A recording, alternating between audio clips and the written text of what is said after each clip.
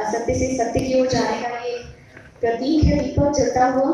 और इसी के साथ आज कैब की विधिवत शुरुआत हो गई, जो हमें जोरदार तालियों के साथ पूरा सभागार तालियों की गड़गड़ाहट के साथ इस क्षण का आनंद ले।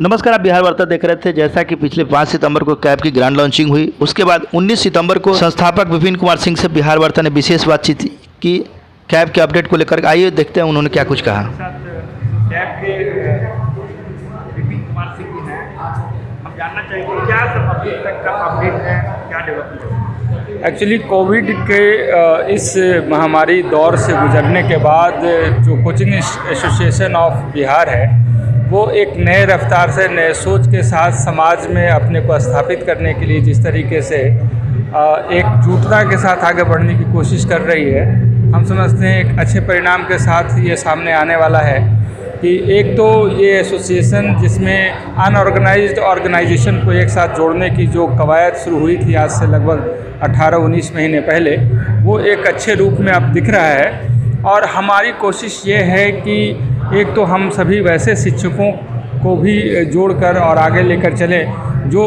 इस पेंडेमिक में सबसे ज़्यादा प्रभावित हुए, जिनका परिवार प्रभावित हुआ है। साथ ही साथ जो ये अनऑर्गेनाइज्ड जो एसोसिएशन है, जो ये कोचिंग इंस्टीट्यूशन है, इसे ऑर्गेनाइज किया जाए। सरकार के बीच में हम अपनी पहचान उस लेवल पे बनाएं कि हम समाज में शिक्षा का प्रचार प्रसार और प्रसारित करने के लिए उतने ही रिस्पॉन्सिबल हैं जैसे हमारी सरकार है। हम उसके अभिन्न अंग बनकर उस क्षेत्र में एक बेहतर प्रदर्शन करते आए हैं और आगे करते रहने के साथ साथ उनके मन और मस्तिष्क में, समाज के मन और मस्तिष्क में हम अपनी एक पहचान बनाने की कोशिश कर रहे हैं। क्योंकि पहचान तो थी, लेकिन वो पहचान कहीं ना कहीं से बिखरी हुई थी, एक दूसरे रूप से पहचान बना था, उसे एक सही तरीके से पहचान बनाने की हमारी कोशिश होगी। साथ ही साथ इस बिहार में जो एक बहुत बड़ा अपॉर्चुनिटी है, शिक्षा के क्षेत्र में इंडस्ट्री को डेवलप किया जा सकता है बहुत अच्छे तरीके से।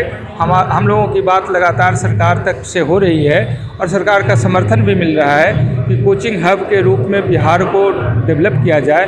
कोटा से ज़्यादा यहाँ अपॉर्चुनिटी है, वो व्यवस्था हम दे सकते हैं यहाँ पे।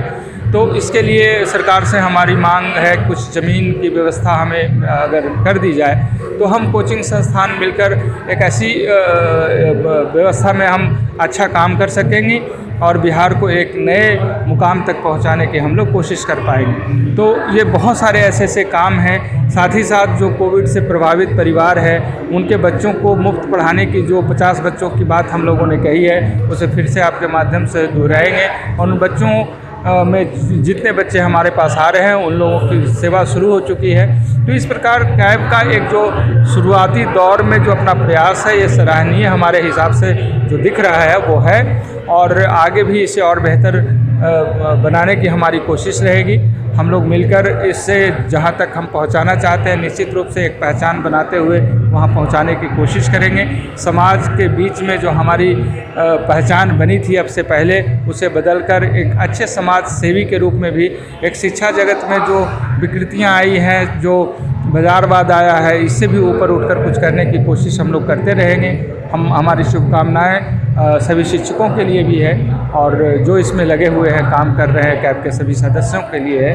Thank you so much. एक और सवाल उठता है सर, आखिर कौन सा कारण रहा कि कोटा हमसे पहले निकल गया? क्योंकि कोचिंग को लेकर के खासकर हमारे यहाँ जो कंसेप्ट था, अदर स्टेट के लड़के भी आकर के यहाँ पढ़ते थे, मेडिकल इंजीनियरिंग की तैयारी करते थे, लेकिन बीच के दौर में आखिर क्या कारण रहा कि कोटा उभर के आ गया? किसी भी राज्य में अगर विकास की बात करते हैं तो सरकारी पॉलिसी होता है, उसका बहुत बड़ा महत्व होता है। अनफॉर्चुनेटली कुछ ऐसे दिन आए थे, ऐसे वर्ष थे, आज से बहुत साल पहले की बात करेंगे, 20-25 साल पहले की बात करेंगे, उस दौर में ये बिखरा था, ये इंडस्ट्री बिखरा था। और तब एक नए स्वरूप में कोचिंग का जो प्रचार प्रसार और उसका विकास था वो होने वाला था।